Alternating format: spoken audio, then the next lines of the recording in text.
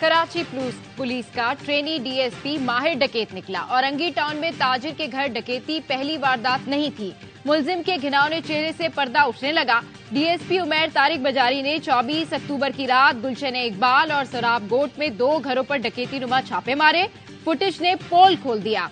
DSP ने गुलशन 13D में 15 से ज्यादा एहलकारों के साथ धावा बोला, घर की तलाशी ली। शहरी को आंखों पर पट्टी बांधकर उसके मामू के घर सोराब गोट लाया गया।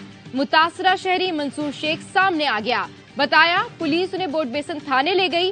1.5 घंटे तफ्तीश के बाद शीरी जिना कॉलोनी चौकी पर मुंतकिल किया। 28 अक्टूबर को छोड़ा।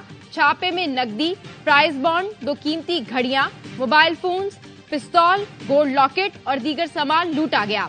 आईजी सिंध समेत आला हुकाम को दरखास्तें दे चुके, सुनवाई नहीं हुई।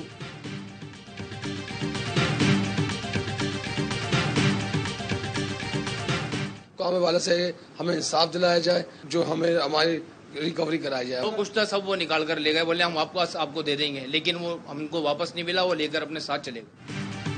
डकैत एहलकारों ने बच्चों की जेबें तक न छोड़ी। औरंगी टाउन में ताजिर के घर उमैर बाजारी एहलकारों के साथ घुसा। पड़ोसियों के घर से कूदकर डकैती की। एहलकारों को जो चीज मिलती गई लूटते चले गए। डकैती में मुलविस डीएसपी को प्रोटोकॉल में लाया गया। मुलजिम डीएसपी बगैर हथकड़ी के फ्रंट सीट पर बैठकर आया। अदालत ने उमैर बाजारी को 1 रोजा जिस्मानी रिमांड पर पुलिस के हवाले कर दिया। तफ्तीशी अफसर ने अदालत को बताया, डीएसपी उमैर बाजारी पर ताजिर के घर 1 करोड़ और 80 तोला सोने की डकैती का इल्जाम है। डकैती और अगवा का मुकदमा ताजिर की मुद्दयत में थाना पीराबाद में दर्ज है।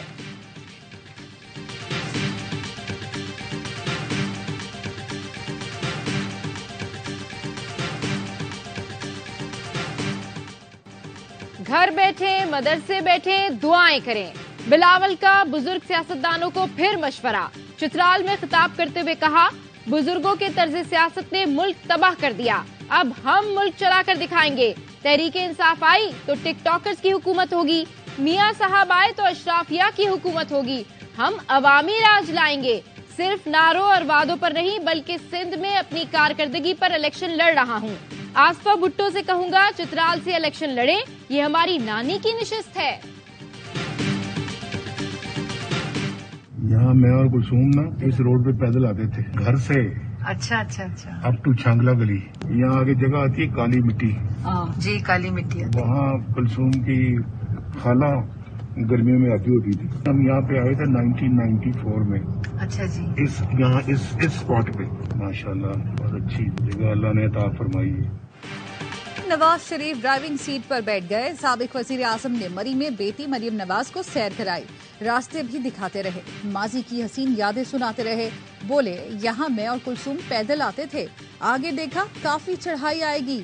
मरियम नवाज वालिद की बातों से महसूस होती रहीं। वीडियो सोशल मीडिया पर शेयर की।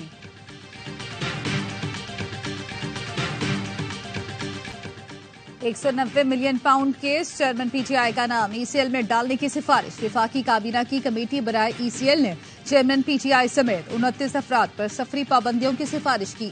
नैब की सिफारिश पर चेयरमैन पीटीआई बुशरा बीबी, फरहद शहजादी, शहजाद अकबर, मुराद सईद और जमीन फराहम करने वाले अफराद के नाम ईसीएल में डालने का कहा गया था।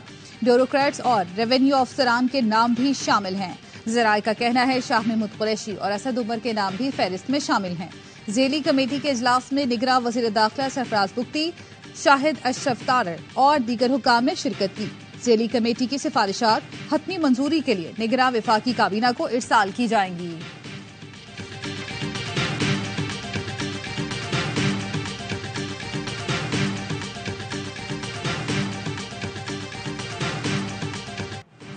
साइफर केस में चेयरमैन पीटीआई की दरखास्त जमानत पर सुप्रीम कोर्ट का एफआईए, विफाकी हुकूमत और सेक्रेटरी दाखिला को नोटिस।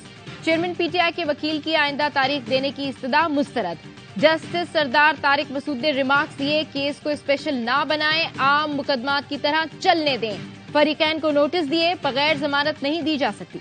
शाह महमूद कुरैशी की दरखास्त जब मुकर्रर होगी तब देखेंगे। समाअत गैर मुअय्यना मुद्दत तक मुलतवी। चेयरमैन पीटीआई की बहन अलीमा खान कहती हैं, हम अपनी कोशिश जारी रखेंगे, लेकिन लगता है चेयरमैन पीटीआई को जेल से निकालने का इरादा नहीं।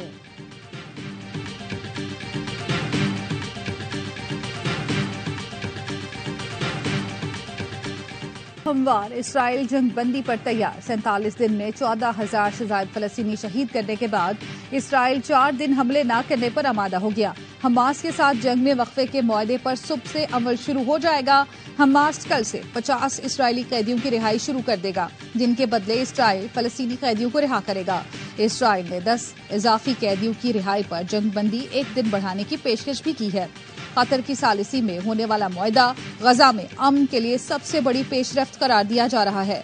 गजा के तमाम इलाकों में इमदाद के सैकड़ों ट्रक पहुंचाए जाएंगे।